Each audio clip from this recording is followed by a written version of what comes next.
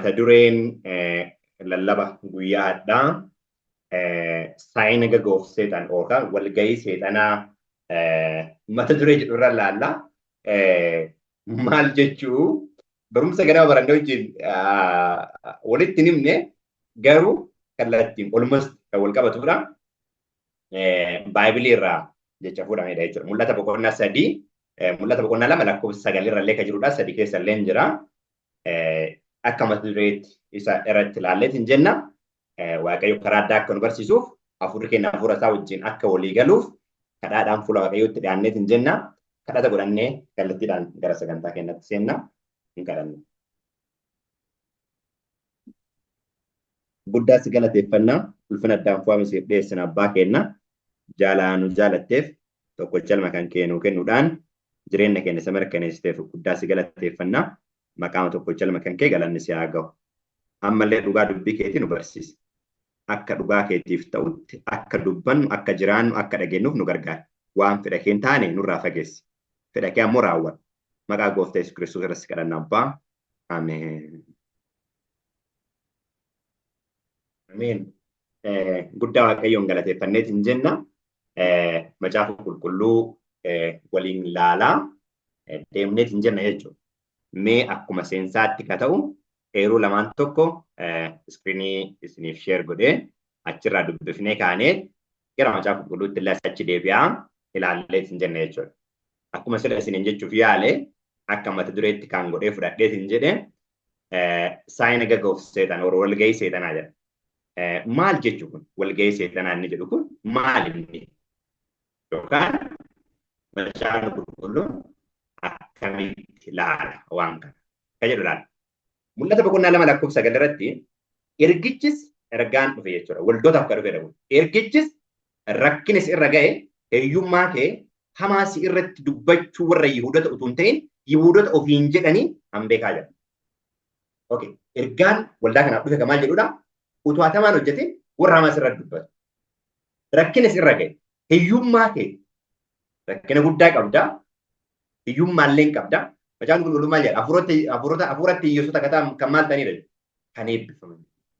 Hiyyummaa kee Hamaas irratti dubbachuu warra Yihuudota otoo hin ta'in Yihuudota ofiin jedhanii beeka jedha. Jechi kuni waldaa Simirnaa fi waldaa Filadelfiyaatiif barra. Akka artisaa waan nama ajaa'ibee dhiifne waldaan Simirnaatii fi waldaan Filadelfiyaa himata baay'ee himatamtee qabdu. Himata baay'ee himatamtee qabdu. Dadhabina kana qabdaa, rakkina kana qabda jedhamee rakkinni morma gilfaa ta'e waldoota kanneen lama irra himatamee jiru. Simirnaa fi Filadelfiyaa irratti. Isaan gidduu garuu maaltu jira? Walgahii seexanaatiin jira. Walgahiin seexanaa kun warra uduu Yihuudota hin ta'in Yihuudota ofiin jedhanidha. Uduu kiristaanummaa dhugaan fudhatin, uduu duuka buutu Kiristoos dhugaa uduu hin ta'in, duuka buutaa Kiristoos warra ofiin jedhan jechuudha. Ati garuu sooressa. Warra Yihuudota ofiin jedhan sun immoo walgahii maaliif jedhaan? Walgahii seexanaati jedhaan. Ween ganama waa'ee waldaa ilaalaa turre obboleessi kan waa'ee waldaa dubbataa ture. Walgahii waldaa keessatti yookaan waldaa keessa walgahuu keessatti garee lama jira jechuudha. Tokko qaama waldaa ka ta'e. Kun immoo qaama walgahii ka ta'e jira jechuudha.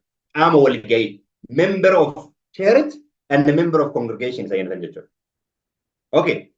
Warroota uduu dhugaan waldaan ta'in uduu dhugaan Yihuudiin hin ta'in Yihuud ofiin jedhan kanaan isaan maali jedhaa macaan qulqulluun? Walgahii seexanaati jedhaa. Walgahii seexanaa jedhaa. Karaa biraatiin akka dhugaan amannuutti osoo adventistoota dhugaa hin ta'in adventistii ofiin jedhan jechuudha. Uduu kiristaana dhugaan ta'in kiristaana ofiin jedhan jechuudha. Isaan kanaan walgahii seexanaa jedha jechuudha. Waldoota kanaaf qabarraa'e meesajii isaaniif dhugaa yerooti. Nuuf immoo yeroo hundumaa maalidha jenneera? Dhugaadha. Dhugaa yeroo kennaa qabna moo hin qabnu? Qabna. Garuu waldoonni kunniin sequentially yeroo barraan keessatti akka isaaniif kennaman jechuudha. Kanaaf rakkinni illee sirraa ga'u. Arrabsamillee, miidhamillee, dhiphadhullee. Namoonni maqaa isin moggaasan utuu hin taane macaan qulqulluun kan jedhaaru eenyummaa kee isa dhugaatu murteessaadha kan jedhaaru. Kanaaf waldaatti deebi'ee namni tokko yoo ka faarsu ta'e yoo ka tajaajilu ta'e namni sun maalidha jedhanii kiristaana inni kun bakka tajaajilaadha jedhan. Okay, samiin sin beeku jedhaa. Saniin miti samiin keessa beeku. Reyaalitii jireenya kan keeti. So ergichis rakkinis irra ga'e hiyyummaa kee hamaas irra dubbachuu warra Yihudoota utuu hin ta'in Yihudoota ofiin jedhanii hambee. Ati garuu sooreessa warri Yihudoota ofiin jedhan sun eenyudha jedhaara walgahii seexanaati jedha. Kanaaf an kiristaan ofiin jedhe buduun ta'an amma fakkeenyaaf yoo argitan pirinsipilii dooktoriinii ajeeleffama isaan deemanii ati hin deemtu taanaan sirna aangoo qabanitti fayyadamanii namoonni maal godhan? Ati kanaan booda memberii kenname. Ati kanaan booda haqamtee. Ati kanaan booda akkas jedhu. Xiqqaa waldaa ganama badhennaan laalleera. Keessaanuu dubbiin baay'ee natti tole tokkoffaa Ximootiyoos boqonnaa 3:15 irratti utubaanii fi dendemoon yookaan immoo hundeenii fi utubaanillee dhugaa akka ta'edha jechuudha waldaa. Eenyuuni innis Kiristoos Yesuus. Okay. Amma warri Yihudoota utuu hin ta'in Yihudoota ofiin jedhan kun amalli isaanii maal jechuudha? Maqaa balleessu jechuudha. Rakkina geessu jechuudha. Eenyuun irratti? Warra dhugaan kiristaanota dhugaa ta'an irratti. Dubbiin biraa kan nama ajaa'ibu alaa miti kan dhufu jechuudha. Alaa miti. Diinni alaa miti kan dhufu. Warruma waldaa keessa jiraatanii warruma uduu Yihudoota hin ta'in Yihudoota ofiin jedhanii keessaa dhufa jechuudha rakkinni warra Yihudii dhugaa irratti. Ammallee warra adventistoota dhugaa ta'an irratti yookaan immoo warra kiristaana dhugaa ta'an irratti rakkinni kan dhufu bakkee miti warra waa'ee kiristaanummaa hin beekne irraa dhufu jechuudha. Warruma waa'ee kiristaanummaa beekan irraa dhufu. Beekan irraa dhufa jechuudha. Eshi boqonnaa 3 kun ka boqonnaa 2:9 ka waldaa Sibirnaatti jedheera. Ka waldaa Filadelfiyaa ammoo mul'ata boqonnaa 3:8 irratti ergichis ani hojii kee beeka. Ani hojii kee beeka. Ati humna xiqqoo qabda. Gubbaa irratti maal jedhame waldaa 2:9 irratti hiyyeessa ati hiyyeessa jedha. Asirratti ati humna xiqqoo qabda jedha. Garuu dubbii koo maal gootee eeddee. Dubbii koo eeddee. Isa sila ganama yeroo obboleessi keenya dubbataa ture dhugaan aarsaa akka ta'e mannaa tokkummaa aarsaa akka ta'e wayi. Nagaan aarsaa akka ta'e wayi. Yoo kanarra caale lolli illee maalidha jedha. Furmaata. Lolli yeroo jedhu nu lola gallaa miti. Lola seenna miti. Yoo nuunillee kan lolan ta'e inni sun nuuf maal kenna? Filannoo kenna dhugaan kan aarsaa ta'e mannaa jechuudha. Kun waan ganama laalaa ture. Ergichi san hojii kee beeku. Ati humna xiqqoo qabda. Garuu dubbii koo maal gooteeti? Eettee. Maqaa koo hin gannee jedha. Maqaa koo illee maal hin goone? Hin ganne, hin waakkanne maqaa koo siin. Kunoo ani balbala banamaa fuula kee dura jiru isa namni tokkollee cufuu hin dandeenye siif kenneera. Balbala banamaa fuuldura kee jiru. Eenyullee maal gochuu hin danda'u? Si duraa cufuu hin danda'u. Sababni isaa maal gooteetta waan ta'eef? Dhugaa iddootti eeddeetta waan ta'eef. Maqaa kiyya iddootti eeddeetta waan ta'eef. Balbala banamaa fuuldura kan kee jiru si kenna jedha. Akka waldaa Filadelfiyaatti balballi banamaan Kiristoos bara 1844tti kutaa qulqulloota seenuu isaati jechuudha. Waldaa Laodooqiyaatiif bu'uura jechuudha. Okay.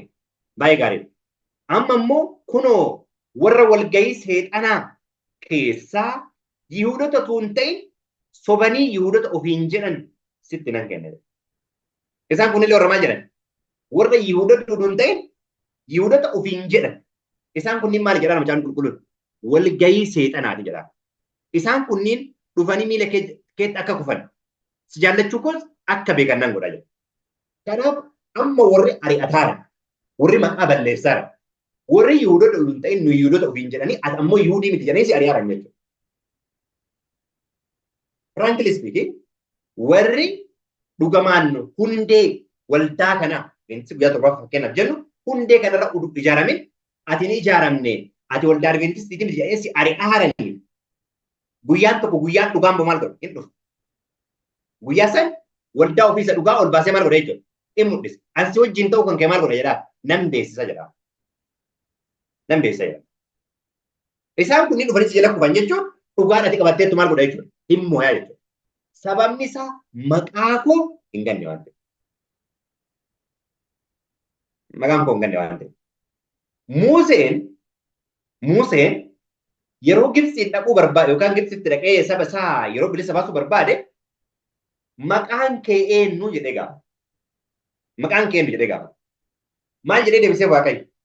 An isa jiraataadha jedhee. Ani isa jiraataadha jedhee. Kiristoos yeroo dhufe maqaan eenyu naan jettu sin jennaan ati qulqulluu ilma waaqa jiraata. Waan jiraatan eenyu jechuudha. Abbaa. Kiristoos ilma waaqa jiraata. Isa jiraata kan jedhu kana Kiristoos fudhateera. Eeyyee abbaan ofii isaatiin madda jireenyaa akkuma ta'e ilma isaatiif illee burqaa jireenyaa akka maal godheeraaf jedha. Kenneeraaf jedha. Kanaaf Kiristoos illee jiraata moo jiraataa miti? Jiraata. Garuu nuuf jedhee maal ta'eera? Du'eera. Du'ee du'a maal godheera? Ka'eera. Ammoo bara baraan jiraata. Galanni isaaf haa ta'u. Kanaaf Yesuus Kiristoos ilma waaqa jiraata. Waldaa Filadelfiyaatiin kan jedhaaru maqaa koo maal gooteet? Eeddeetta. Eeddeetta. Kanaaf balbala banaa fuuldura kaa'e. Warra maqaa uduun eegin eenneerra ofiin jedhan jechuudha. Warra dhugaa iddootti eegin eenneerra ofiin jedhan Yihuudoota sobdoota walgahii seexanaa isuma gubbaa irratti illee baay'ee waldaan Efesoonii waldaa harka ofiitiin Kiristoos hundeessitu. Achiin booddee kattaan itti dhuftan mootu sirna akkuma ilaalaa turre jechuudha. Isin maal jedhameen walgahii seexanaatis gidduu tura jedheen. Sirna taaniif ergamoon kan jirtu nammootu maal jedhameen buufata teessoo seexanaatitu si gidduu jiraa jedhame. Teessoo seexanaatu eessa jira? Si gidduu jira jedhame. Amma teessoon seexanaa dhufiniin dura warra kamtu dhufa jechuudha. Walgahii seexanaatti dhufa jechuudha jalqaba. Warra dhugaa irra dhaabatiin nu dhugaa qabna ofiin jedhantu dursee dhufa jechuudha. Waldaa sirnaati erga kana jedhee kan booddee sirna taanee waldaa ergamooniitiin maal jedhameen teessoon seexanaa si keessa jira. Okay.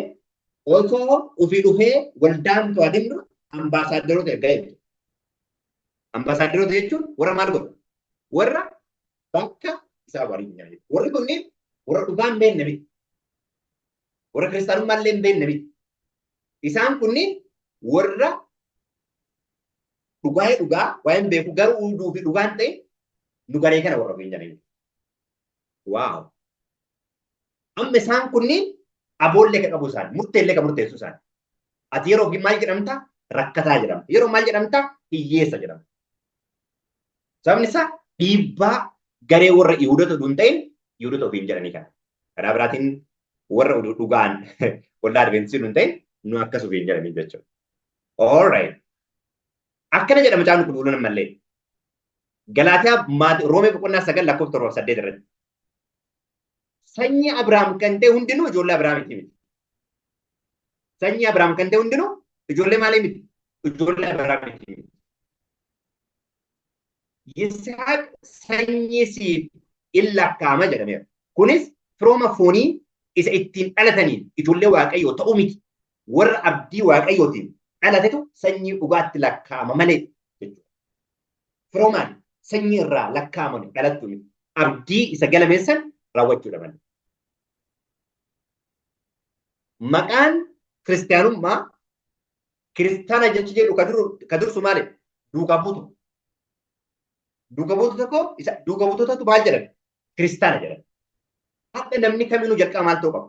Duukaa buutu gooftaa Yesuus Kiristoos ta'uu qaba.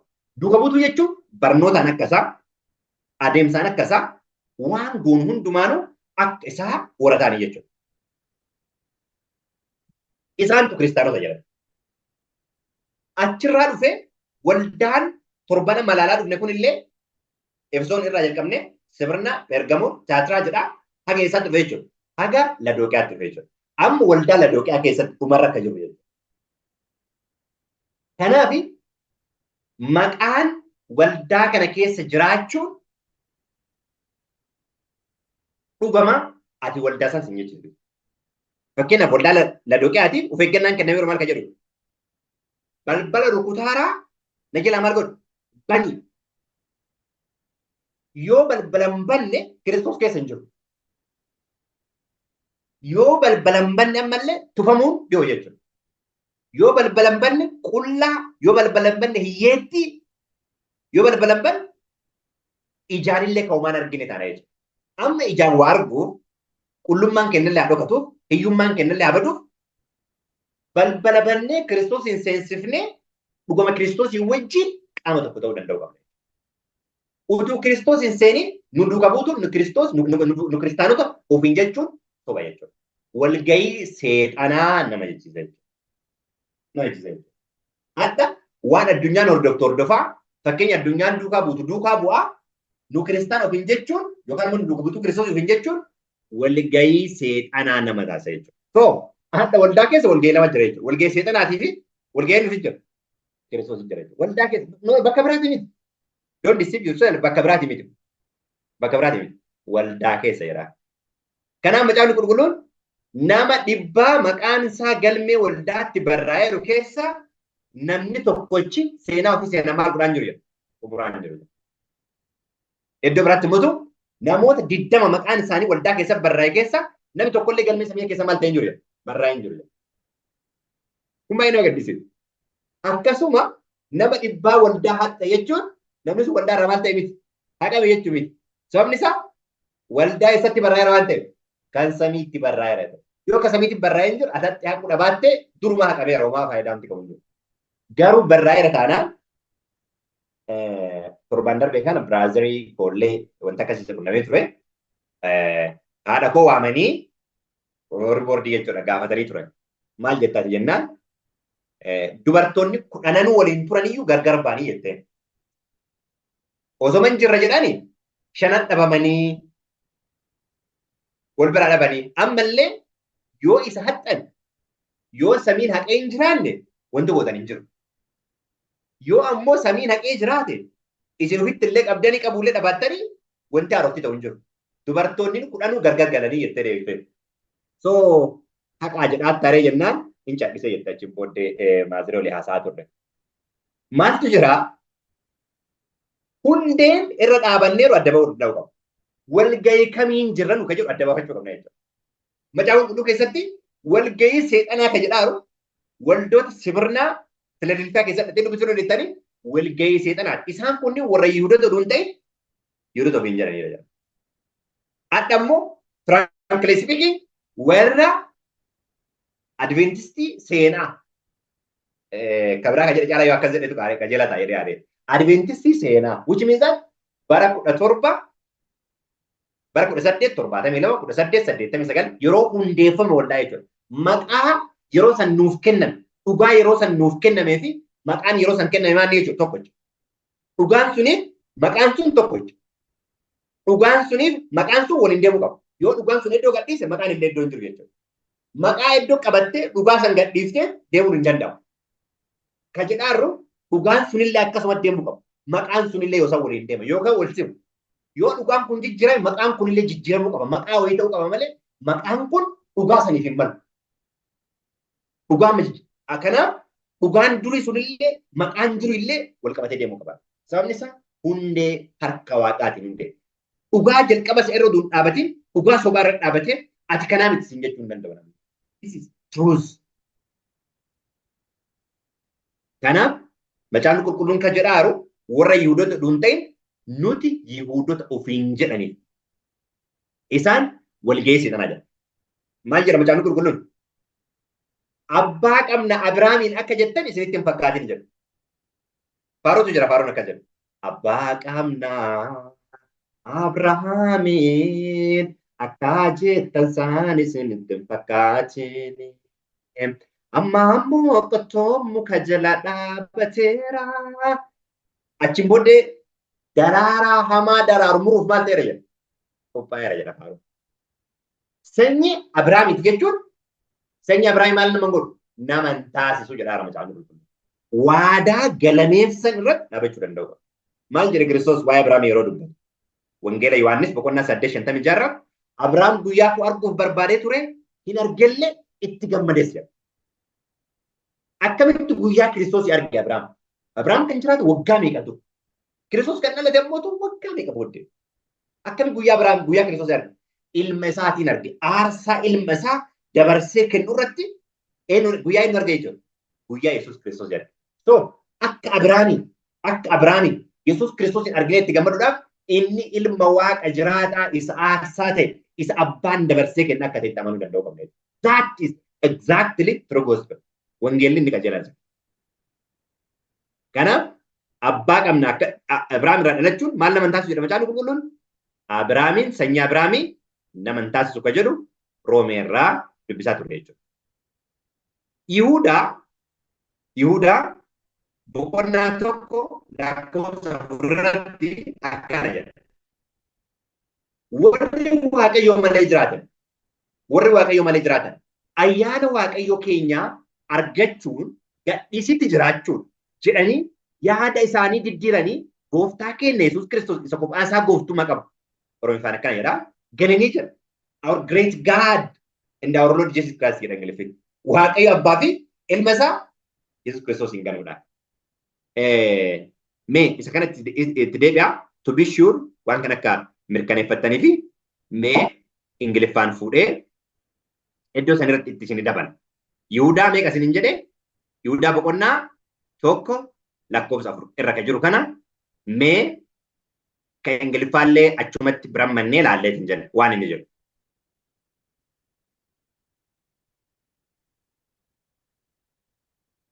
Okay. Kan Ingiliffaan mul'atamu? Yes. Okay, kan jedhu. For there are certain men crept in and aware. Itti deebi'a Oromoffaan. Lo'anii warra lixan jedhe. Who were before of old ordained to this condemnation, ungodly men, turning the grace of our God into luscious viciousness, and denying the only Lord God, and our Lord Jesus Christ.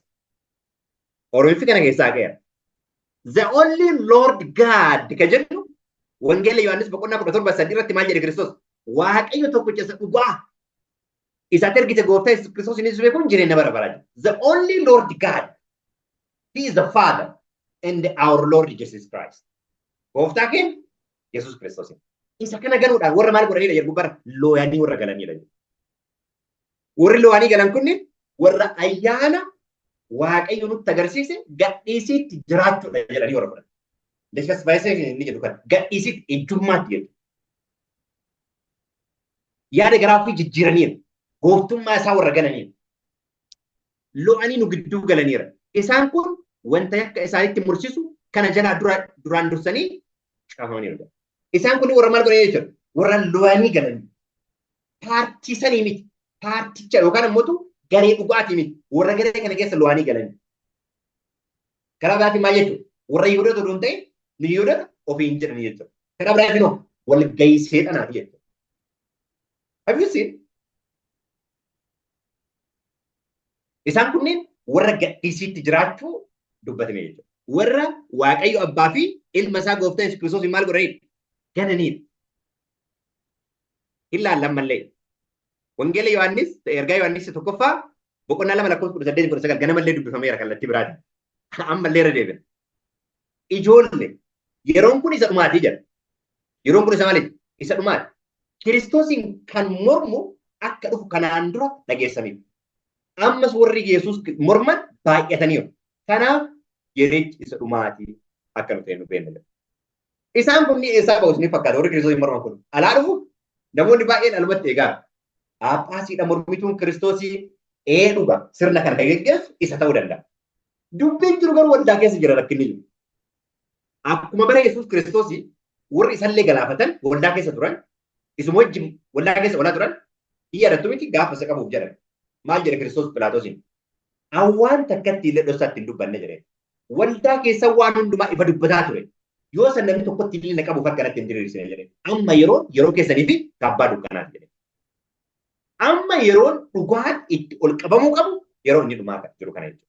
Lakkoofsi 19 irraa kana jedhe. Isaan nu keessaa ba'an malee kan keenya miti. Maal godhan? Nu wajjin turaniira naga ta'e garuu nu keessaa ba'an. Durumayyuu kan maal ture jedhaan kan keenya ture. Utuu kan keenya ta'anii nu wajjin maal godhu turan? Itti fufuu turan. Garuu isaan hundinuu kan keenya akka hin ta'in haa mul'atuuf nu keessaa maal godhan? Nu keessaa ba'an. Nu keessaa kan jedhame kun eenyuun Yohaannis nu keessaa yeroo maal jedhaa? Ergaa Yohaannis tokkoffaa boqonnaa tokko lakkoofsa 9 irraa tokko 3 irraa maal jedha? Isin wajjin tokkummaa qabaattanii. Ergaa Yohaannis tokkoffaa 1:3 irraa. Isin wajjin tokkummaa qabaattanii. Isa arginee fi isa dhageenye maal godhu?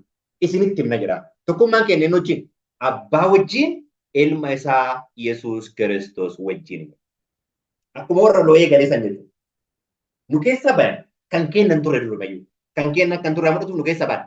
Isaan kunniin Ergaa Yohaannis isa tokkoffaa jechuudha boqonnaa 2 lakkoofsa 22 irratti mormituun Kiristoosii inni abbaaf ilma ganu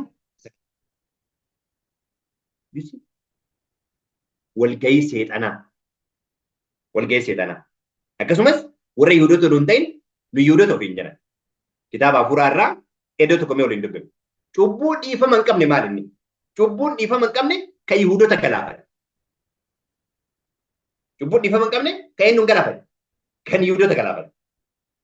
Allaala. Desire of Age awwa baraa jechuudha. Fuula 224 keessa sadaffaa. In rejecting Christ, the Jewish people committed unpardonable sin. Kiristoosin rejecti gochuu yookaan ammoo Kiristoosin mormuu isaatiin Yihuudoonni cubbuu dhiifama hin qabne hojjetanii jiru. Akkam Kiristoosin mormuun cubbuu dhiifama hin qabne ta'e? Because inni ilma Waaqayyoo akka ta'e beeknee osatti amanuu baanne aarsaa inni nuu kafale yoo dhamanne cubbuun keenya dhiifama hin qabu. Cubbuu dhiifama hin qabne. Kana jechuun yoo isa beekne malee dhiifama hin gaafannu, yoo dhiifama gaafanne malee dhiifamni nuun ta'u jechuudha. Unpardonable. Lala.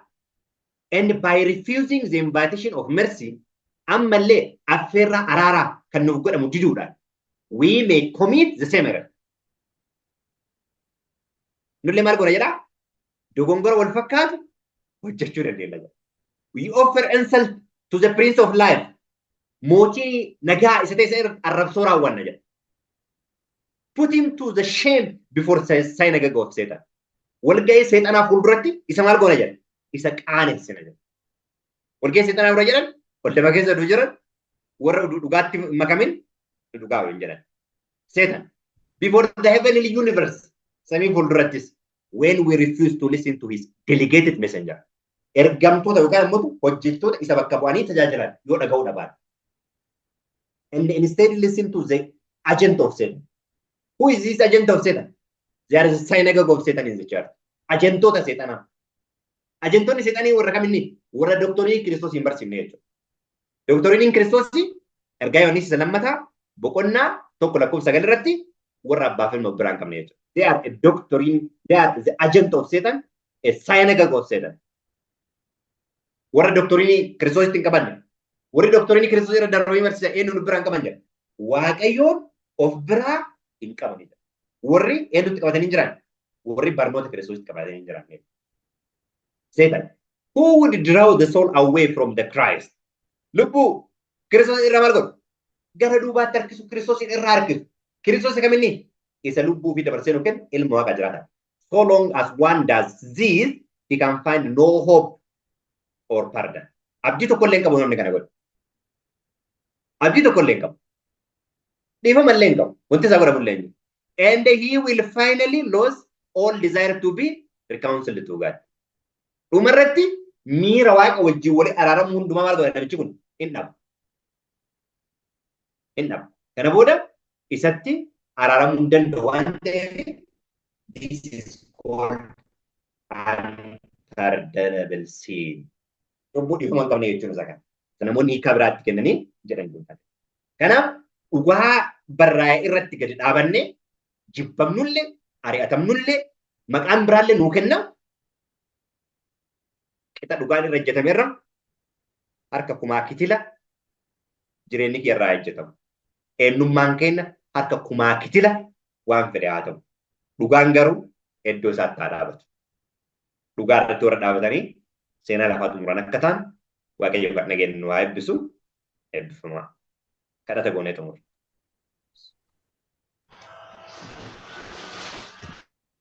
Guddaa si galateeffannaa ulfina addaan baasii kennin abbaa kenna carraa jiraachuu nu kennite dhugaa kee akka barumsa nu gargaarteef galanni isaa haa ga'u.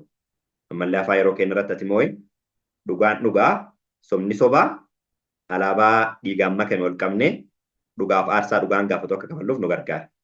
Hafuura kee qulqulluun nu guuti. Hafuura kee qulqulluun nu dibi. Fedha kee raawwadhu maqaa gooftaa Kiristoos irratti kadhanna abbaa. Ameen.